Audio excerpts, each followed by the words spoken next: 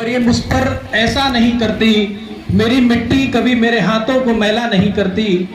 शहीदों क्रांतिकारियों की जमी है ये, शहीदों क्रांतिकारियों की जमी है ये आज इस कार्यक्रम में उपस्थित हमारे आज के मुख्य अतिथि महोदय, मेरी मार्गदर्शक आदरणीय श्री प्राचार्य जी एवं समस्त प्रबुद्ध शिक्षकगण एवं इस आर्य महिला डिग्री कॉलेज के प्रांगण में उपस्थित युवा राष्ट्र की शक्तियों, आज जब पूरा देश 80वां स्वतंत्रता दिवस मना रहा है, पूरे देश में जश्न का माहौल है, तब मैं एक राजनीति विज्ञान के शिक्षक होने के नाते इस मंच पर खड़े होकर अपना गर्व से सीना चौड़ा होकर कहता हूं कि हम उस जिले से बात कर रहे हैं जिसका पूरे विश्व में नाम, पूरे देश में नाम शहीदों की नगरी के नाम से जाना जाता है।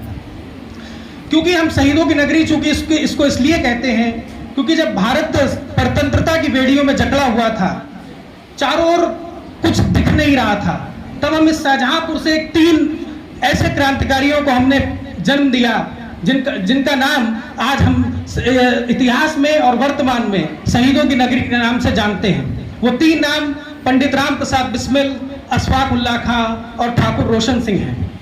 जब देश में अंग्रेजों का इतना भौकाल था, इतना अंग्रेज जो है उनकी लाठियों से लोग डर से निकलते नहीं थे घरों से, तब इन 3 लोगों ने अंग्रेजों की आंखों में आके डालकर कहा था कि सरफरोशी की तमन्ना अब हमारे दिल में है, देखना है जोर कितना बाजुए कातिल में है। चूंकि इतिहास बहुत बड़ा है, उसको लंबा उसमें नहीं समझाएंगे आपको, बस थोड़े शब्दों में। जब ये 3 लोग ये शाहजहांपुर से इसलिए कनेक्ट करते हैं क्योंकि जो काकोरी कांड हुआ था वो उस 3 में प्रमुख लोग ये 3 हमारे पंडित राम प्रसाद बिस्मिल, अशफाक उल्लाह खां और ठाकुर रोशन सिंह थे। जब हम लोग आज भी देखते हैं कि देश में मजहबी ताकतें हम लोगों को अलग करने का काम करती हैं, हिंदू मुसलमान, तब ये 3 लोग ऐसा उदाहरण है तीनों ने मिलकर, जिनके सिर्फ दिल में क्या था, राष्ट्र धर्म, और तीनों ने मिलकर देश को स्वतंत्र कराने में महत्वपूर्ण भूमिका अदा की। चूंकि उस वक्त हम लोगों को लड़ाई लड़ने के लिए आधुनिक हथियारों की कमी थी, आधुनिक हथियार हमारे पास नहीं थे, तो हम लोगों को कुछ ऐसे हथियार, कुछ ऐसे पैसों की जरूरत थी जिससे हम लोग अपने स्वतंत्रता के लिए लड़ सकें।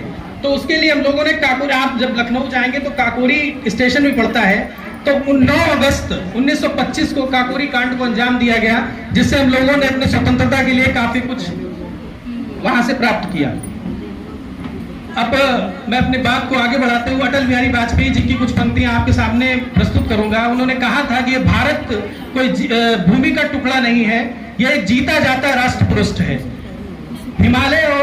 हिमालय इसका शीश है, कश्मीर इसकी किरीट है, पंजाब और बंगाल इसके 2 विशाल कंधे हैं, कन्याकुमारी इसके चरण है, समुद्र इसके पथ पुकारता है। ये अर्पण की भूमि है, ये तर्पण की भूमि है, ये चंदन की भूमि है, ये वंदन की भूमि है। हम मरेंगे भी तो इसके लिए और जिएंगे भी तो इसके लिए, और मरने के बाद भी हमारी अस्थियों में कोई कान लगाकर सुनेगा तो उसको एक ही आवाज सुनाई देगी, भारत माता की जय। अब मैं आपको कुछ अपने इतिहास पर गर्व कराने के लिए 2 लाइनें बताना चाहता हूं। जब डॉलर से पहचाना जाता है अमेरिका, अपने आधुनिक हथियारों से पहचाना जाता है रूस, और अपने बकवास सामान से पहचाना जाता है चाइना, तब हमारा देश अपनी भारतीय संस्कृति से पहचाना जाता है। जब भारतीय संस्कृति पूरे विश्व, आज हम लोग व्याप्त हैं, पूरे विश्व में अपनी संस्कृति के बिहार पर व्याप्त हैं। और अटल बिहारी वाजपेयी की 2 पंक्तियां हैं। आज सिंधु में ज्वार उठा है, नगपति फिर ललकार उठा है, कुरुक्षेत्र के कण कण से 5 जन्य हुंकार उठा है।